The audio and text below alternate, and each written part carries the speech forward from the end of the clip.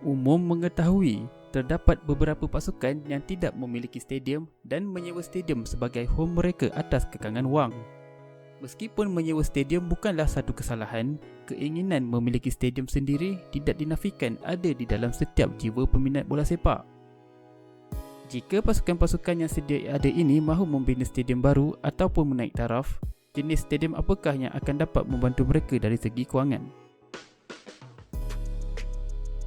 Paul Flechter, seorang pakar stadium yang bertanggungjawab membina Wembley, menerusi hasil projeknya yang lepas, kita dapat belajar beberapa perkara penting tentang pembinaan stadium yang dapat membantu kelab dari segi kewangan. Idea beliau mungkin boleh diguna pakai untuk pasukan dalam Liga Malaysia. Mari kita lihat. Sebelum ke poin pertama, ingin diingatkan bahawa Paul sentiasa menggunakan prinsip berikut dalam membina stadium. Ruang stadium dimanfaatkan sepanjang masa semaksimal mungkin. Tidak menggunakan ruang tanah yang terlalu luas untuk mengurangkan kos. Berdasarkan dua prinsip ini, mari kita lihat apa yang dilakukan oleh Paul dalam membina stadium yang membantu keuangan kelab. Padang dan pembinaan grandstand berperingkat. Satu padang dan satu grandstand. Inilah perkara yang paling asas dalam pembinaan stadium. Kelab boleh bermula dengan memiliki padang yang memenuhi syarat FAM seperti padang yang mempunyai sistem saliran yang baik, lampu limpah dan jenis rumput yang berkualiti tinggi. Jika anda berminat untuk mengetahui tentang jenis rumput yang sesuai di Malaysia, boleh tonton video di atas kanan skrin ini. Satu grandstand diperlukan kerana dengan kemasukan penonton, ianya dapat membantu kewangan kelab. Di samping itu, kelab boleh menyewakan kemudahan padang dan grandstand untuk kejohanan sukan lain. Setelah kewangan kelab stabil, pembinaan grandstand seterusnya bolehlah dilakukan.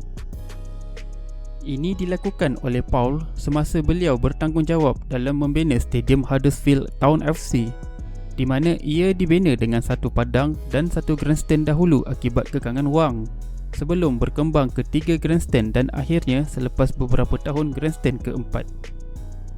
Untuk mencari dana membina grandstand seterusnya, Huddersfield Town FC menyewakan stadiumnya untuk kejohanan-kejohanan sukan lain seperti Rugby League, di mana kelab akan mendapat geran daripada penganjuran sukan sebegini, lantas membantu membiayai kos pembinaan stadium. Pembinaan Indoor Arena. Indoor Arena adalah salah satu aset yang setiap stadium perlu ada. Ini kerana ruang dalamannya boleh digunakan untuk pelbagai acara sukan.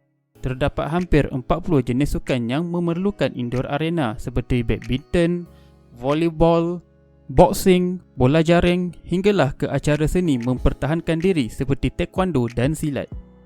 Di samping itu, ruang indoor boleh disewakan untuk acara lain seperti pameran, konferens, ruang mesyuarat agung, majlis anugerah dan juga e-sports. Ini dilakukan oleh Paul semasa membina Stadium Ricoh Arena di mana stadium dan indoor arenanya berada dalam kawasan yang sama, lantas memberi pulangan pelaburan kepada pemilik stadium dan kelab. Shopping mall dan ruangan perniagaan. Disebabkan stadium hanya akan dipenuhi orang selama 1 hingga 2 hari sahaja dalam seminggu berdasarkan jadual liga, stadium akan menjadi kosong pada hari yang tiada perlawanan, iaitu 5 ke 6 hari seminggu. Untuk mengambil kesempatan hari yang tiada perlawanan dan memastikan stadium sentiasa dikunjungi, pembinaan shopping mall dan ruangan kedai dalam kawasan stadium juga akan memberi peluang pendapatan kepada pasukan. Ini dilakukan oleh Paul dalam pembinaan Eka Arena di India dengan membina lot kedai di sekeliling stadium dan juga diaplikasikan oleh Stadium Voždovac di Serbia di mana stadiumnya berada di atas shopping mall. Semua dalam satu bumbung, stadium masa hadapan.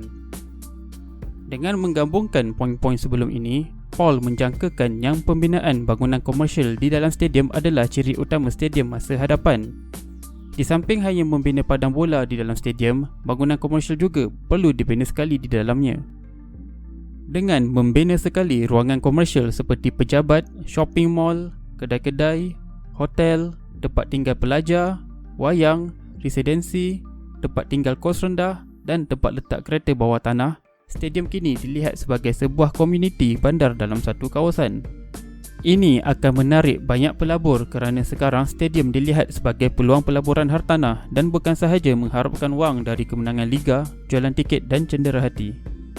Dengan pelaburan yang tepat, seperti kebanyakan pelaburan hartanah yang lain, pulangan pelaburan boleh didapati semula dalam masa 5 hingga 10 tahun.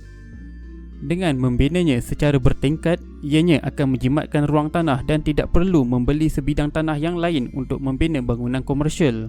Lantas menjadikan ia sesuai untuk pasukan yang berada di tengah bandar pesat yang tanahnya mahal seperti Selangor dan Kuala Lumpur.